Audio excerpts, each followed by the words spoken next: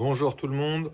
Alors, petite vidéo pour vous expliquer très rapidement comment on peut très facilement se monter un tiroir de rangement sur glissière et adaptable dans des meubles type Ikea ou autre, normalisé avec une largeur extérieure de 40.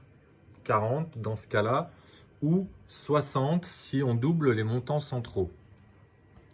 Vous avez donc 4 angles, un montant central et un autre angle. Si vous désirez fabriquer un tiroir qui s'adapte dans un meuble de 60 de large extérieur, il faudra doubler ce montant. Ensuite, pour la réalisation, il faut imprimer toutes les pièces.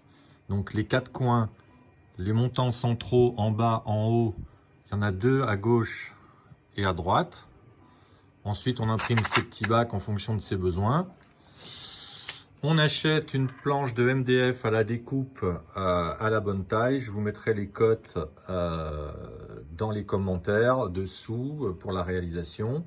Donc moi j'ai pris du MDF de 6 mm.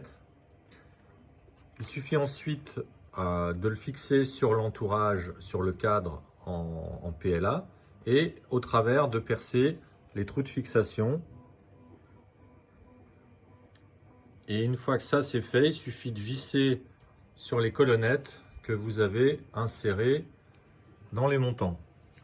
Les colonnettes, c'est de la petite colonnette comme ça en laiton. Je vous mettrai les longueurs et les diamètres. C'est du M3 de mémoire, ça doit faire 15 mm. Ouais, c'est ça, 3 par 15.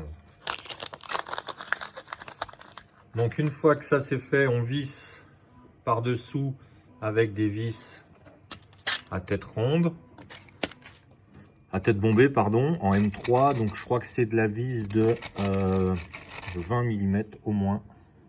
Voilà. De la vis comme ça, on vient récupérer la colonnette. Non, ça doit être un peu plus long. Je vous mettrai les dimensions exactes, je n'ai plus en tête. Voilà. Ça doit être du 30 alors. Ouais, c'est ça, c'est celle que j'ai. Voilà, c'est ça, c'est du 30. C'est du 30 et on vient récupérer la colonnette au travers. Et si on désire fabriquer des tiroirs plus hauts, donc on imprime un deuxième cadre qu'on retourne et on vient le visser dans l'autre sens. Donc cette fois on met la vis sur le haut, on visse au travers du cadre et on vient récupérer la colonnette qui est là. Voilà. Avec des vis peut-être un peu plus longues, j'ai plus en tête non plus. Voilà, l'idée c'est ça. Donc rien de bien compliqué. Je vous mettrai les références des glissières que j'ai utilisées. Alors je peux même vous les montrer puisque j'en ai commandé d'autres.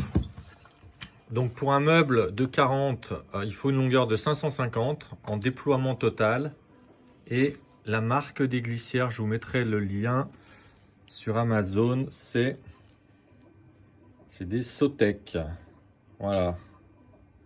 Mais je vous mettrai un petit lien Amazon. Donc après, on visse ces glissières dans son meuble, rien de bien compliqué.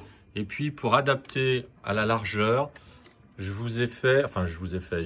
imprimé, j'ai fait des entretoises qui permettent de rattraper l'écartement. Pour des raisons techniques d'organisation et d'optimisation de l'espace, les montants ont une longueur imposée qui permet de mettre un certain nombre de bacs. Et si on double en largeur, eh ben on met le même nombre de bacs. Donc ces bacs font 4 cm par 4 cm et 30 mm de haut. Il y a un petit jeu fonctionnel sur la largeur, de manière à ce que ça rentre pas en force. Alors il y a un peu de jeu, mais en fonction du nombre de bacs, on a des jeux cumulés qui sont différents. Par exemple ici on a beaucoup plus de bacs, du coup on est presque pile poil. Il n'y a pas de voilà. Donc c'est un compromis qu'il a fallu faire, et la même chose en hauteur. C'est pas très gênant à l'usage. Il y a des petits jours, mais c'est fonctionnel comme ça. Voilà. Donc je vous mets tout ça, je vous poste la vidéo, vous l'aurez sur Cult et les informations en commentaire dessous. Voilà. Alors, petite chose importante, malgré tout, c'est du DIY, mais le rangement coûte cher. Un tiroir comme ça, il faut compter, tout compris, à peu de choses près, 50 €. Que vous le sachiez avant de vous lancer là-dedans. Par contre, vous avez un tiroir qui est quand même relativement imposant, qui permet pas mal de rangement et surtout qui est très très pratique dans un atelier. Voilà. Voilà. J'espère que ce petit montage vous plaît, que vous en profiterez.